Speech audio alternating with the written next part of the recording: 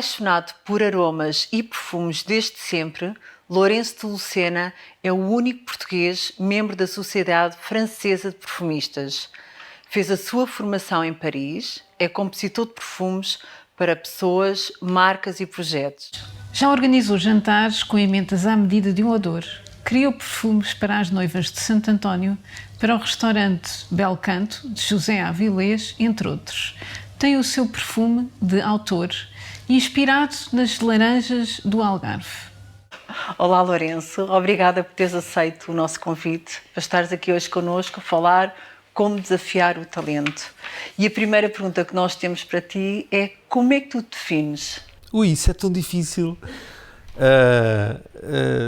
Eu diria que sou um sensorialista, porque tenho trabalhado e conjugado uma série de áreas ao longo da minha vida onde os sentidos se vão cruzando e, portanto, mais do que um perfumista, muitas vezes as pessoas acabam por me rotular por ser perfumista e por, de facto, fazer perfumes e ter essa paixão e essa atividade profissional. A verdade é que a minha vida vai muito para além dos perfumes e tem esta obsessão de cruzar sentidos. A música, a comida, tudo isto tem a ver com sensorialidade e com a experiência e, no fundo, a necessidade de nos sentirmos humanos, não é? E eu acho que neste tempo que nós vivemos, não é?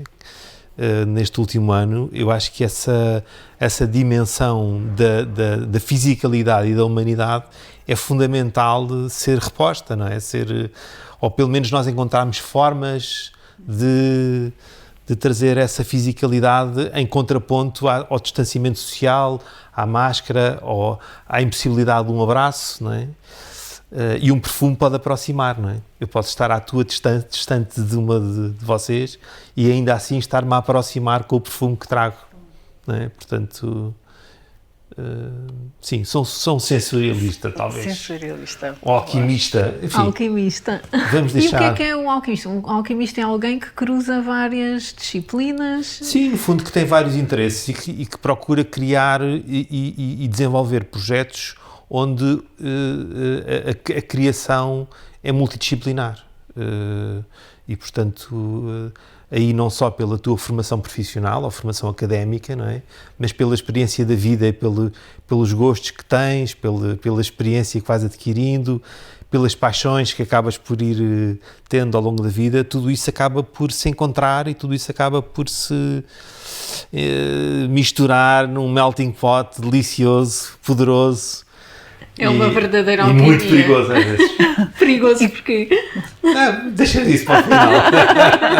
E quando é que percebeste que tinhas esta aptidão para essa alquimia?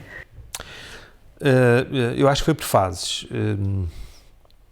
Eu acho que, olhando para trás, hoje, eu tenho a consciência de que houve momentos na minha vida, muito novo, em que, sobretudo, o olfato tinha uma importância já diferente de que, se calhar, de outros amigos meus da mesma idade.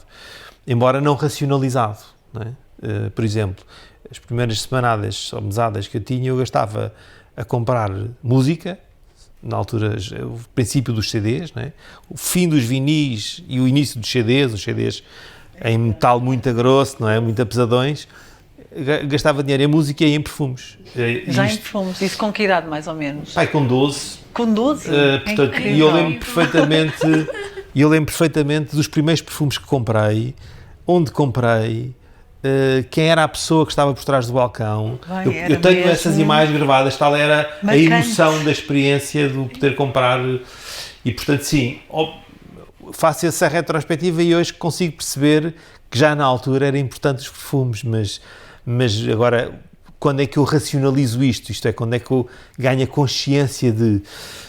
Já foi muito avançado, há 18 anos atrás, 20 anos, onde eu me cruzo com uma investigadora holandesa que trabalhava as marcas multissensorialmente, com alguns case studies muito interessantes desenvolvidos na Holanda. Já está, nos últimos 30 anos, 25, 30 anos, já algumas coisas estavam a acontecer nessa área, mas muito embrionárias, e eu tive imensa curiosidade em perceber o que é isso de trabalhar uma marca multissensorialmente. Houve ali quase que uma urticária que que me impeliu a saltar para a frente e, portanto, fui à procura de formação, de informação e de casos e fui construindo essa ideia e a consolidação precisamente da consciência da importância que os sentidos podem ter para trazer humanidade a uma marca, para trazer fisicalidade a uma marca e, portanto, quando criei a minha empresa há 20 anos, essa foi claramente uma das áreas que eu achei que deveria ter como elemento de diferenciação e de posicionamento e, portanto, assumi-me como uma empresa de branding com uma faceta multissensorial e há 16 anos, depois de ter feito alguns projetos onde o perfume era encomendado a terceiros, isto é, havia um briefing, eu mandava o briefing para a fábrica mandava as amostras nunca vinham como eu queria, porque eu sabia exatamente o que é que queria, portanto aquilo era uma chatice, e eu até que houve um dia que eu disse, não, acabou, eu gosto de facto, acho que tenho alguma sensibilidade para a questão do cheiro e do olfato, portanto vou procurar se há uma forma de ganhar formação. E assim foi, escarafunchei na net, encontrei algumas escolas, fui muito insistente com uma delas, que era aquela que mais me apetecia, porque era junto à Torre Eiffel, em Paris, numa escola muito pequenina, mas com uma grande experiência na perfumaria, a Cinquième Sens, com 40 anos de experiência e de proximidade com a indústria da perfumaria. E depois, à bela maneira portuguesa, expliquei-lhes que não podia emigrar durante 3 anos para fazer a minha formação lá, mas que, no fundo, eu queria ser perfumista e, portanto, eles iam ter que me ajudar.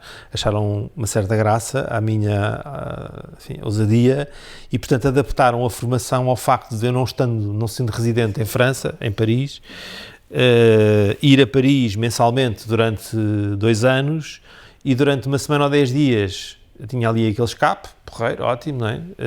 Férias de uma semana fora do seu espaço e da sua vida e da sua rotina e a fazer uma coisa que de facto era vibrante para mim, apaixonante.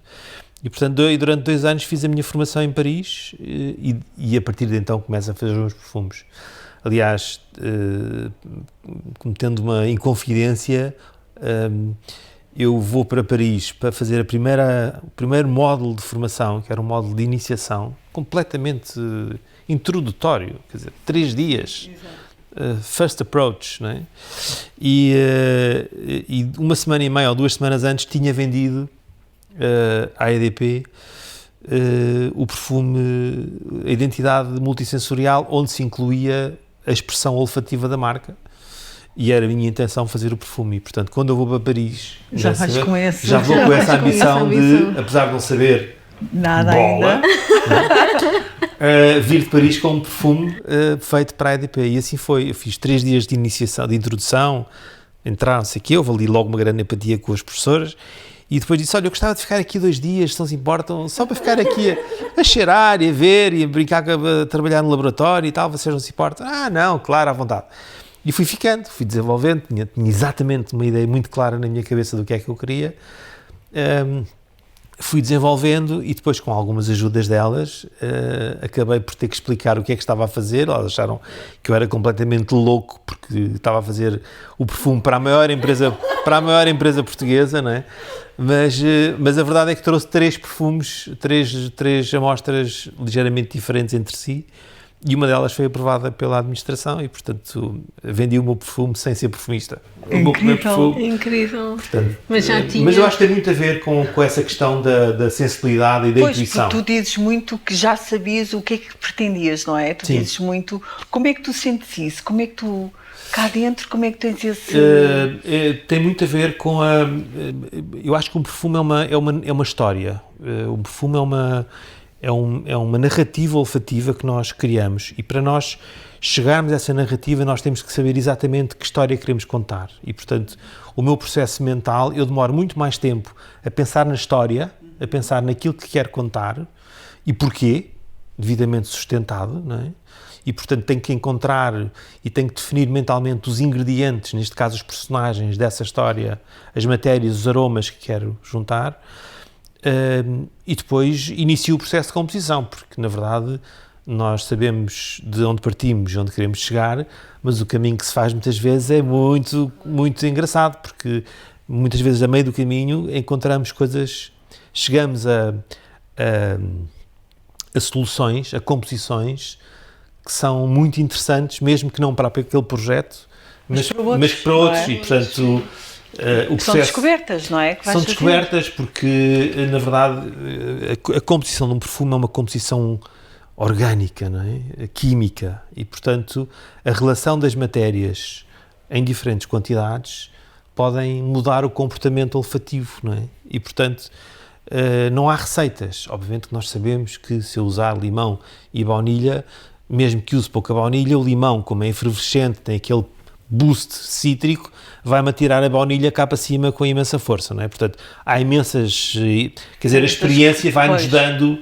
Claro, mas há uma dimensão de intuição muito forte. Pronto, também. Mas tu precisas saber a história que queres contar, não é? E por isso, se para uma marca, quando eu faço a identidade de uma fidelidade, por exemplo, olfativa, o meu primeiro exercício, e cruzando aí com a minha experiência a trabalhar marcas há 30 anos, não é?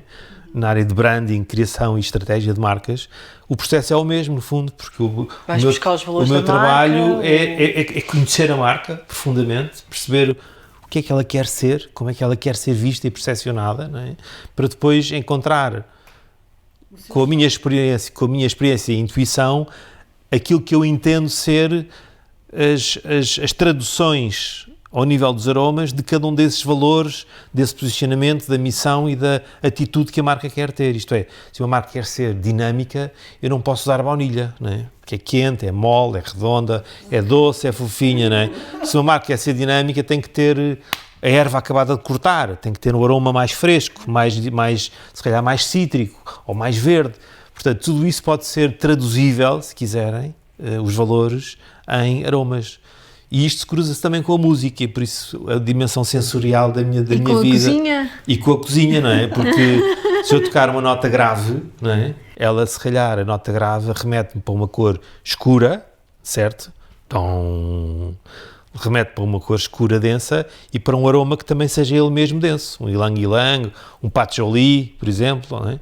Se eu tocar uma nota aguda, um plim, não é? Eu não sei cantar, adorava ter jeito para cantar, mas não podemos fazer tudo. Frentes, mas tenho ouvido, já é ótimo, e adoro música.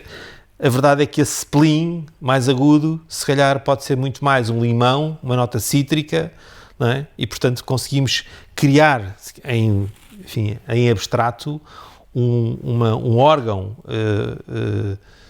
como se fosse um piano, não é?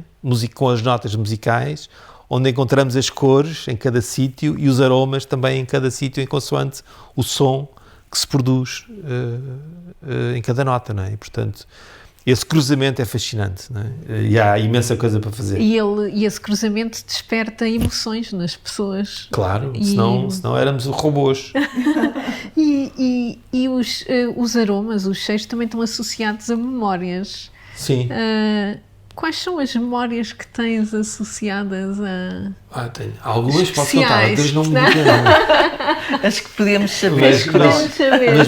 Mas eu ia atrás e a questão aqui é esta, questionar porque é que isso acontece, não é? Porque é que quando nós somos submetidos a um determinado input olfativo, a um determinado cheiro, um aroma, somos remetidos automaticamente para uma memória. A questão é que no nosso cérebro o olfato, o sentido do olfato, é o único que está no hemisfério direito das emoções, ok? Todos os outros estão no lado racional, ok? E o olfato é o que está mais perto do ponto onde nós guardamos a memória, ok? Do nosso registro, do nosso CPU, não é? E, portanto, o olfato está ali ao lado, é vizinho, e, portanto, com um bom vizinho, gosta de trocar salsa e ovos quando é preciso, não é? E, portanto, essa é a grande razão. E por essa razão também, o olfato é o único sentido que nós, primeiro, quando sentimos um cheiro, somos transportados para qualquer coisa, um momento, uma pessoa, uma viagem, uma emoção, qualquer coisa que vivemos, e só depois começamos a pensar e a racionalizar. Ora, todos os outros sentidos são exatamente o inverso. Nós ouvimos uma música e racionalizamos, e só depois geramos uma emoção. Ao passo que com o olfato É primeiro juramos uma emoção e depois vamos à procura de porque é que isto me fez feliz ou porque é que isto me fez reagir agressiva ou defensivamente, não é? Pronto. Essa é a grande diferença. Eu estava a tentar fugir à pergunta das minhas memórias, como perceberam. Das memórias assim mais antigas, bom, talvez a mais antiga seja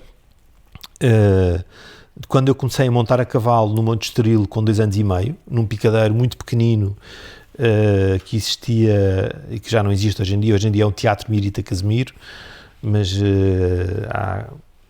há uma data de anos atrás era picadeiro, e tenho a visão, não tenho fotografias desse tempo, mas tenho a imagem perfeita da dimensão e da escala de um cavalo castanho gigante, não é? Eu era um taco de pia, não é? Portanto, mas lembro-me que, por exemplo, o aroma estrume era intensíssimo, que as paredes de todo o picadeiro era um azul petróleo forte, muito escuro, portanto, essa densidade do espaço, quente, abafado, e, portanto, multissensorialmente, talvez seja das primeiras memórias.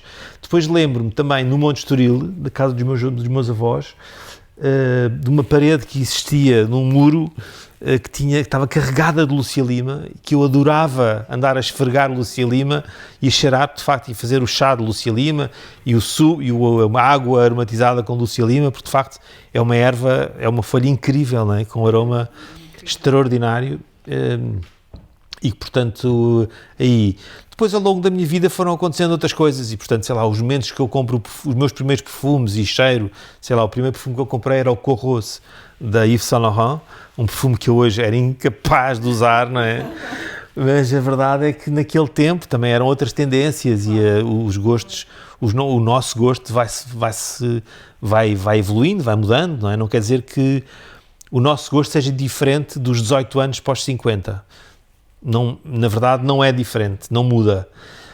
Nós passamos a dar importância a alguns aromas em detrimento de outros, mas eu consigo, se eu fizer um mapeamento de todos os perfumes que qualquer pessoa usou ao longo da sua vida, conseguimos encontrar denominadores comuns e, portanto, há ali um perfil olfativo que esteve sempre presente, não é?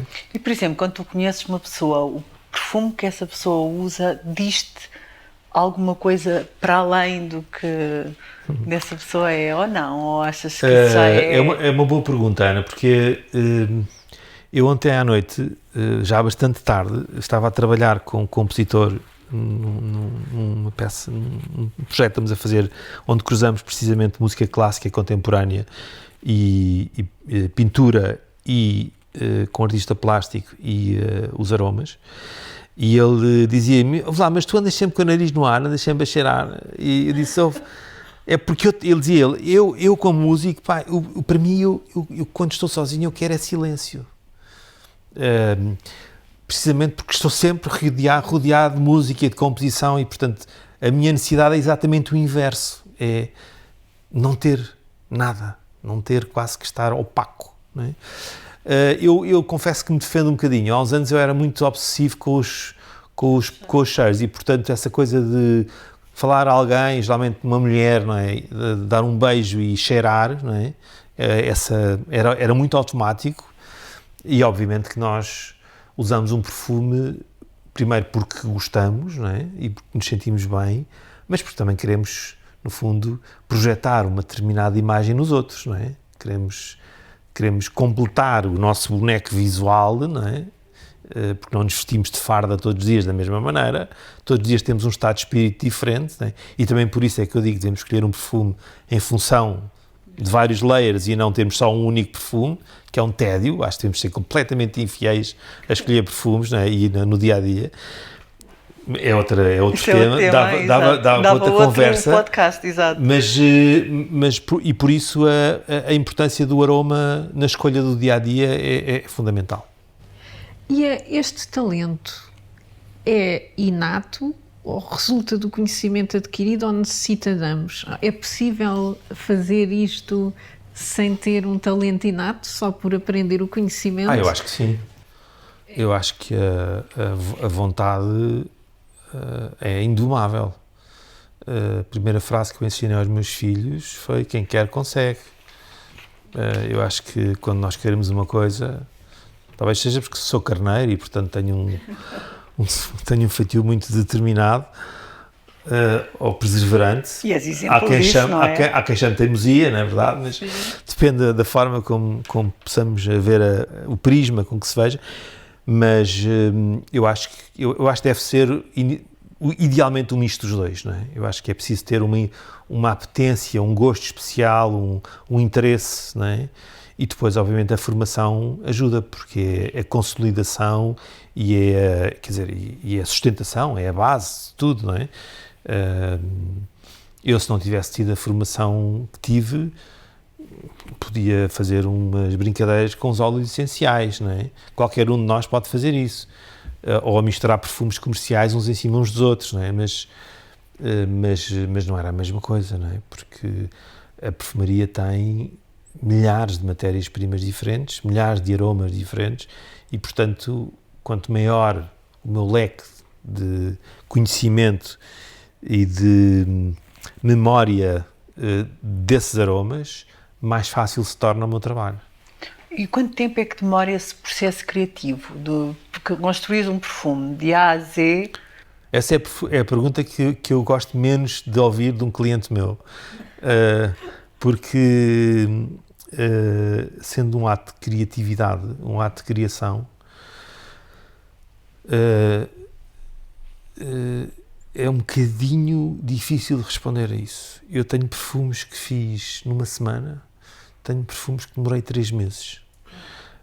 Tem muito a ver com antes de mais nada, com o estado de espírito. Temos que estar bem interiormente, de outra forma não consigo. Portanto, há momentos em que, se eu estou, por alguma razão, mais cansado, mais estressado, mais deprimido, não é? Eu acho que este último ano foi um paradigma para muita gente a esse nível. Se eu não estou bem interiormente, eu não consigo sequer aproximar-me dos aromas. Então é preciso ter liberdade para criar, ter espaço, tempo e liberdade para criar um perfume? Eu não diria liberdade. Okay. Sim, temos a liberdade, eu acho que é algo que temos que ter sempre interiormente na nossa vida. Nós temos que saber ser livres no respeito dos outros, mas termos essa liberdade é fundamental. Não, mais do que sentir essa liberdade é estarmos em harmonia. Estarmos em harmonia. Porque se estivermos equilibrados, se estivermos bem connosco, então a coisa acontece naturalmente. Muito naturalmente. É o tal estado de flow e a coisa não é... Agora, tem que haver esse estado de equilíbrio. Porque não havendo, eu digo-vos, tive vários meses com 5 ou 6 perfumes para fazer e não lhes toquei. E o que é que tu fazes no dia-a-dia para conseguir permanecer nesse estado de equilíbrio? Ui! Eu não sei, eu até acho que tenho mais vezes de desequilíbrio do que de equilíbrio. O que é ótimo, não é? Porque eu acho que o desequilíbrio só te ajuda a reagir, não é? Só te ajuda a... Se soubeste tirar partido disso, não é? Na verdade, nem sempre tiramos, nem sempre sabemos como, e em vez de saltarmos para a frente, ficamos um bocado retraídos. Perdi-me. Desculpem lá. Estávamos a falar desta necessidade de estar num estado de equilíbrio para criar um perfume e ao mesmo tempo e agora tu tocaste num ponto também importante que é, mas eu estou muitas vezes num estado de desequilíbrio e essa tensão também é positiva e impulsiona o meu processo criativo, portanto sim, há aqui uma dualidade que é importante estar presente. Sim, e assim, a incerteza é fundamental para quem gosta da incerteza, porque há muita gente que não gosta de viver com os pés bem assentes no chão. Não é? Eu tenho uma personalidade exatamente o oposto. Eu gosto de sentir a incerteza de que o chão que eu vou pisar, não sei se é fixo ou não, portanto eu tenho que pisar para saber, não é? Eu tenho que lançar para a frente, eu tenho que ter eu tenho que me impulsionar, não é? Agora, a incerteza é muitas vezes ou a curiosidade ou a vontade do desconhecido, não é? Talvez mais isso até, vontade do desconhecido, do que é que pode vir ali, não é? O que é que pode acontecer ali, é muitas vezes o drive para que a coisa aconteça. Sim. E ainda há cheiros que te surpreendam? Coisas... Há imensos. Imensos. Incrível. Mas já porque não os conheço todos. Pois, nós estivemos a investigar e diz que o ser humano consegue catalogar 4.000 cheiros. Sim, dizem entre 4 e 5, sim. Pois. Mas se calhar não racionalizado, não é? E são aqueles números que muitas vezes são referidos, mas que se calhar se nós começarmos a elencar aromas, conseguimos, não é? Agora, a verdade é que se eu começar a dar a cheirar sem dizer o que é, reduzem-se a 10. A 10, sim. Exato. Okay? Claro. Eu faço muitas vezes nos meus workshops, faço workshop mesmo com crianças, que curiosamente acertam mais do que os adultos. É? É muito As crianças engraçado. acertam mais que os adultos? Em todas as situações, até hoje. Incrível. Incrível. Muito mais assertivos, portanto com menos filtros, com Exatamente, menos, são mais não é? livres, são não mais é? espontâneos. Não é? Exato. Agora, eu faço exercícios, sei lá, de dar a cheirar uma pera, por exemplo, ou um pêssego. Bem, o pêssego é mortal. O pêssego é incrível. Os adultos não Os acertam. adultos não acertam? Estranho, pá, isto é tão familiar. É pá, sim, eu conheço isto, claro que eu conheço isto. É sempre as mesmas frases, sempre bem elegante. Pá, mas eu não estou a conseguir lá chegar. É pêssego. Claro que é pêssego, não é? Pronto. E o mesmo com a banana, e o mesmo com a maçã, com a banana. Porque a banana é não é? É. Façam essa experiência. Olha, Com os no amigos. próximo workshop que lançares, diz-nos. É muito divertido, é muito Estamos divertido. lá caídas. E não há texto sobre ti que não comece por dizer que és o único português membro da Sociedade Francesa de Perfumistas. O que é que isto quer dizer Eu não faço na prática? cagança disso, desculpem a Sim. expressão, mas como de facto sou o único, quando de facto escrevem, acham que isso é uma coisa importante. Para mim não tem importância nenhuma. Aliás, tenho imensa pena que seja o único. Mas o que é que significa, o que é que significa ser membro ser membro destas... de uma sociedade, daquela que é considerada a ordem, Sim. não é? A sociedade mais reconhecida, que congrega os grandes perfumistas mundiais, que são para aí 600 e tal ou 700 membros, é interessante muitas vezes para credibilizar perante alguns clientes e alguns contratos onde, de facto, o facto de ser reconhecido e para ser admitido pela sociedade tem que ser submetido por pelo menos 3 membros, com mais de não sei quantos anos. Portanto, eles vão avaliar o teu trabalho. Sim, enfim, acontece, mas há uma validação, não é? Há uma validação. Há uma validação. Em algumas situações vale a pena dizer que é membro da Sociedade Francesa de Perfumistas.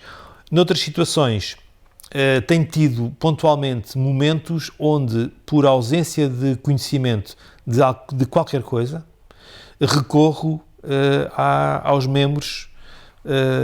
Sei lá, tive há uns anos uma artista plástica que queria fazer um projeto que retratava a época de 1789, Revolução Francesa, a guilhotinagem do rei e da rainha, e que descobriu na sua investigação que à época se tinha desenvolvido e se tinha lançado um perfume que denominaram Le Parfum à la Guillotine, o perfume da guilhotina. Pronto. E ela, no fundo, como queria fazer uma performance e um projeto expositivo com imagens e uma série de coisas, ela queria também, de alguma forma, recriar o perfume. E contactou-me no sentido de saber se eu conseguiria. E o meu trabalho foi tentar encontrar informação que me permitisse perceber a que é que cheirava esse perfume, não é? E, portanto, não consegui. E, nessa altura, recorri às 2 principais historiadoras que são membros também da Sociedade Francesa de Perfumistas, no sentido de me ajudarem. Uma delas, tipicamente francesa, nem me respondeu. A outra, eu acho que respondeu para a terceira tentativa e também não me conseguiu ajudar porque não sabia. De facto, sabia da existência, fez a sua pesquisa e não chegou a nada. E, portanto, o meu exercício aí foi fazer ao contrário, fui ver aquilo que eram as tendências da época ao nível olfativo, quais eram os aromas, não é? E a tal narrativa, a tal necessidade de encontrar um gancho que sustente, não é? E, portanto, fui escolher aromas e matérias-primas que na altura não estavam em voga, muito densas, no fundo, no século XVIII não se tomava banho, Pois, né, praticamente, pois. era na corte francesa, era uma vez por ano, e portanto eles banhavam-se em perfume e pó de talco, né?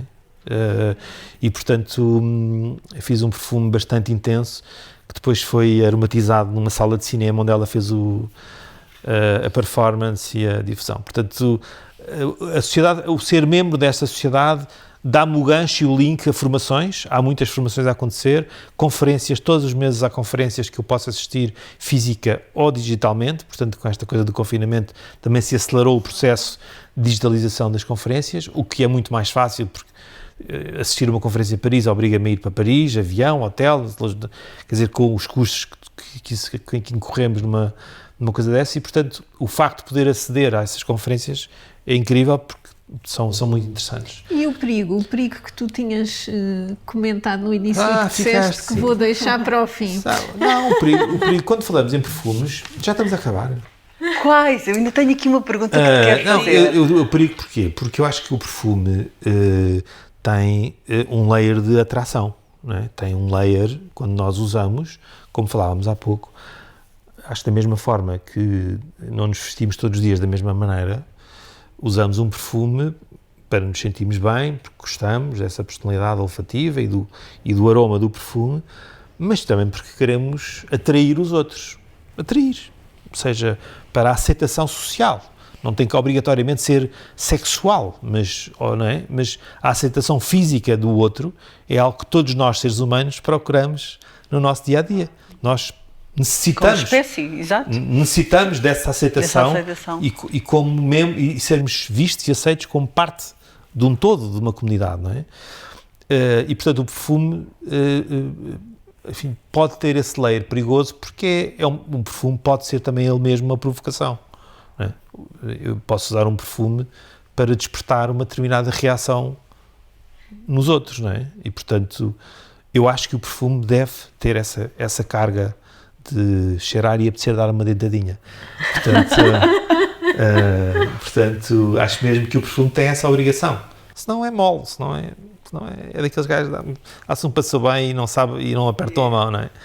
Portanto, acho que o perfume tem que saber impor. Agora, eu não estou a dizer com isto que tínhamos que andar sempre com perfumes super impositivos, super marcantes e que passamos e deixamos um rastro olfativo atrás de nós, não é?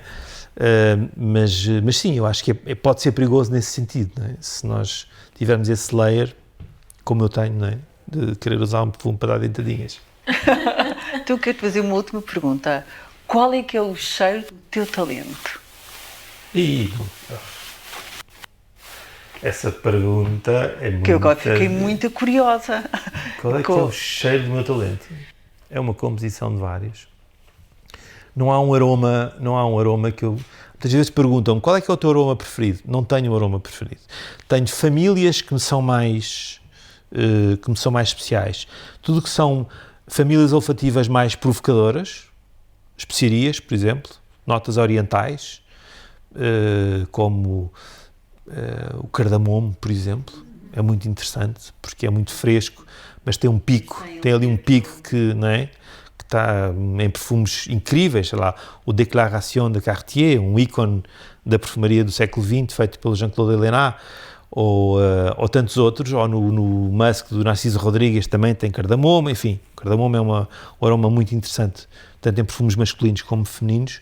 Agora, eu diria que não uma matéria, não um cheiro, mas um grupo de matérias, portanto, por um lado as especiarias, ou essa dimensão oriental, sem ser velha, sempre enigmática, misteriosa, fundamental. Uma pessoa sem mistério é um tédio, não é? Depois, eu diria alguma citricidade. Gosto muito de cítricos. Os cítricos têm um desafio, é que como são muito voláteis, ou nós somos muito inteligentes na forma como os usamos, ou eles desaparecem da história rapidamente. E eu gosto que as minhas personagens saiam quando eu decido que elas têm que sair e não quando elas decidem que têm que sair. E, portanto, gosto dos cítricos pelo desafio constante de uma toranja, por exemplo, de um yuzu, que é É um limão japonês mais pequenino, já sei. muito interessante. Aliás, quando fui a Tóquio, a primeira vez que eu fui a Tóquio, assim que eu correr. saio do hotel, a primeira coisa, mas isto é verdade, eu saio do hotel e a primeira coisa que eu fiz foi ir procurar uma mercearia para cheirar, para ver se encontrava um yuzu para esfregar o yuzu e para o cheirar, não é? Porque aquela coisa, estamos habituados às matérias em fresquinhos, não é? E outra coisa é o natural, claro, não é? natural, Portanto, claro. E foi muito espontâneo e eu cheguei a uma mercearia muito pequenina e tinha uma caixa cheia de usos lindos, tudo impecável, os japoneses são incríveis na apresentação, e eu peguei num yuzu e comecei a esfregar e a cheirar, e veio o dono do japonês, da loja, e ficou literalmente estarrecido a olhar para mim e pensar, o que é que este tipo está a fazer? Não é? Porque para já não se toca antes de comprar. Não é? O japonês é muito aquela coisa da limpeza, do ascético, não sei o quê, portanto, um tipo que pegou num yuzu no meio dos outros, que raspou, portanto, já não pode lá pôr de novo. Depois eu tive que explicar, comprei 1 quilo de yuzos, não é? que entretanto apodreceram, porque eu tive 3 semanas no Japão. Portanto, orientais, especiarias, cítricos, madeiras, adoro madeiras. A madeira dá esse lado da consistência, da solidez, da base, da seriedade. Que eu acho Tem tudo a ver com o talento também, não é? Sim, sim. E com características tuas, no fundo, elas um bocadinho disso tudo, não é? É a tal narrativa. Talvez sim. E de vez em quando umas dentadinhas. Sim, dentadinhas sempre. Lourenço, muito obrigada. Obrigado Espero também. que continues a produzir muita alquimia, muita magia com o teu trabalho. E a despertar muitas dentadinhas. E a despertar muitas dentadinhas, exatamente.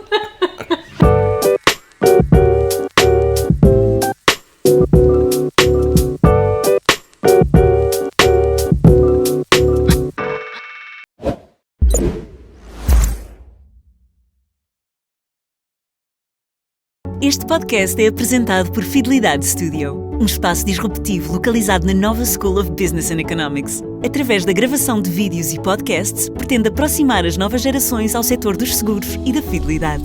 Acompanha-nos no Spotify, YouTube e em fidelidadestudio.pt.